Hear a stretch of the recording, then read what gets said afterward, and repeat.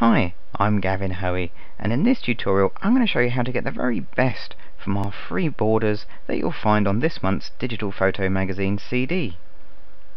Now if you haven't already done so, download the borders onto your hard drive. That'll make them much easier to find later on when you want to add them into your pictures.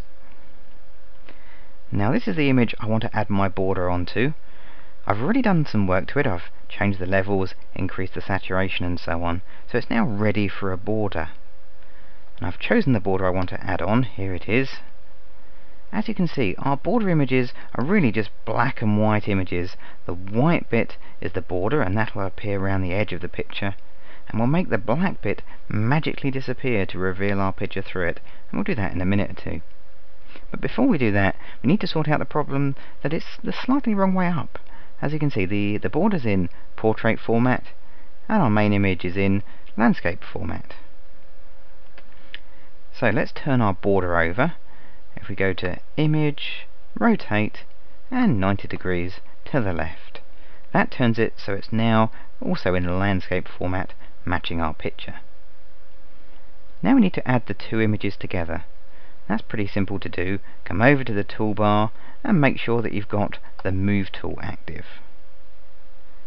Once you've got that tool, come back to your border and just click anywhere inside the border, doesn't matter where, and drag it over onto the main image. Now when you let go of the mouse button, it'll drop that border straight down onto the image. Now we can close down the border, the original image. We don't need that anymore. It's just taking up a bit of space.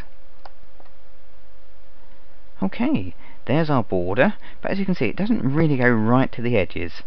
Doesn't matter too much. We can drag it in using the move tool, but the chances are you'll probably find, even when you do, that the border won't be the right size and shape for your image. That doesn't matter too much. If we come up to the options bar here, we'll see we've got a little option called Show Bounding Box. If I put a tick in that, we get a very small change to our little image here.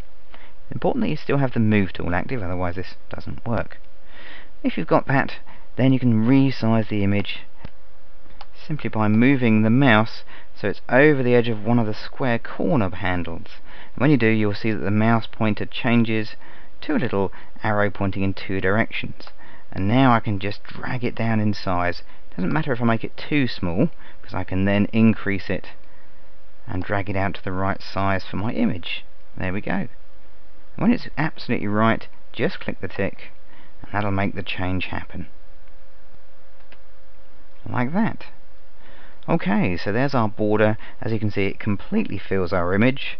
In fact, we can't actually see our image at all anymore, so we need to do a little bit more work. That means we need to get hold of the Layers palette. That's F11 on your keyboard, and when you do, you will see you've got two layers. You've got a top layer here, this is the border, and underneath it is our original image, all safe and well. We can see it just by turning off the border there. Now to be able to see through the black parts, to see the image underneath, we need to change the blend mode. Now at the moment the blend mode is set to normal, which means it's completely opaque and we can't see anything. Now we have lots of different blend modes, but to make black become transparent, we want the one called Screen.